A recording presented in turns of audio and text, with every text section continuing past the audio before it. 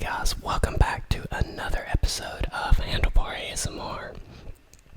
So one of my weird little hobbies that I like to do is actually read about true crime, mysterious circumstances, mysterious disappearances, and stuff like that. And if you're a fan of Reddit, you know that you can really jump down the rabbit hole with this subject in particular. So I thought it would be kind of neat to share some of these stories that I read about with you guys. So today's story is actually going to be a mysterious disappearance. Now this is an old disappearance, but it's still one that's talked about to this day. And it happened in the 1700s, so that kind of leads to show what a shocking story it was back in the time. So that is the disappearance of Owen Parfitt. In the early part of the 18th century, in a small town in West England named Shepton Mallet, there was a family by the name of Parfitt. We don't know much about the family other than the eldest daughter, which is named Mary, and her brother Owen, who was 15 years her junior. We know that Owen apprenticed for his father as a tailor, but he really didn't ever care for it. So as soon as he had the chance, he actually ran off and joined the military. Now once he joined the military, he basically disappeared. No one knew if he was alive, if he was dead, his whereabouts, anything. And so years and years passes, and all of a sudden, this would put Mary in her 80s and Owen in his late 60s, early 70s. He actually appears back at Shepton Mallet. Now nobody knows who he is. He's just this very arthritic, crippled up old man that shows back up into town. But Mary actually recognizes him as her brother Owen. And so she decides that they're going to move in together, and she's going to kind of help take care of him in the old family home. So Mary and Owen move back in together, and Owen decides that he's actually going to try to do the tailoring to kind of help with the make ends meet and everything like that. And for a time they were able to do this, but as time went on, Owen's condition drastically got worse. He basically became paralyzed. And Mary, who's in her mid-80s at this point, is not in very great health herself. She's able to take care of Owen and everything like that, but it's mainly because she's a very diligent lady and stuff. So she wasn't very easy to give up. So she would set our brother on the front porch often, so he could take some comfort in seeing the people moving about and sometimes talk to people as they passed by.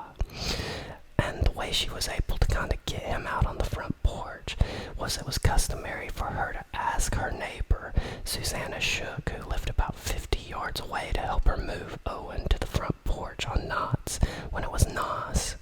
And that way Mary could go up and actually prepare Owen's room for bed and everything like that. So it was this is the same case in a day in June 1768.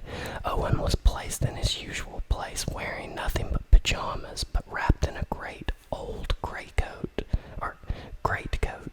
over his shoulders. So he's an old man. He's in his pajamas, and so they just throw his greatcoat over his shoulders to keep the chill off of him, even though it's June. And then Susanna and Mary made sure he was comfortable, and then Susanna returned to her home, and Mary went inside her house to finish her chores. About 30 minutes later, news reached Susanna that the old man had disappeared, and she ran back over to the Parfitts to find Mary very distraught and weeping. After talking to Mary, she discovered that the old woman had come back out of the house to find Owen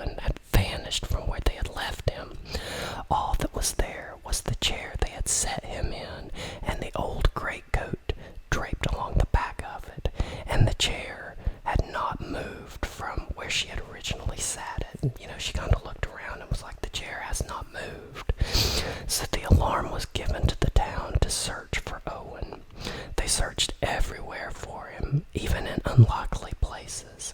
Ponds and wells were dragged, ditches were explored, and even outhouses were examined, but no trace of him was ever found.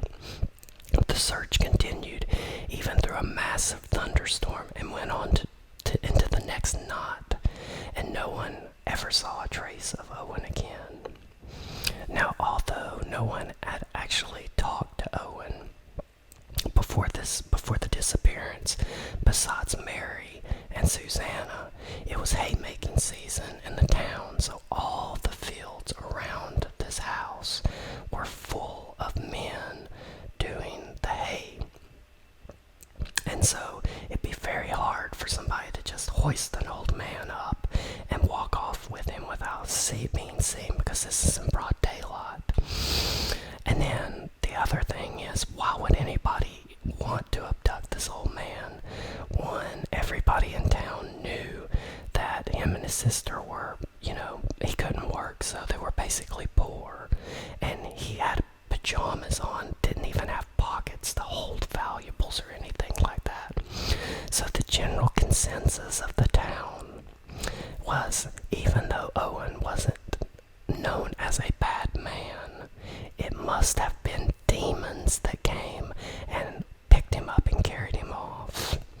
It was either demons, or the other story was that in his youth Owen had been a pirate, and so pirates actually returned and abducted Owen and was going to force him to show them where he had buried a treasure.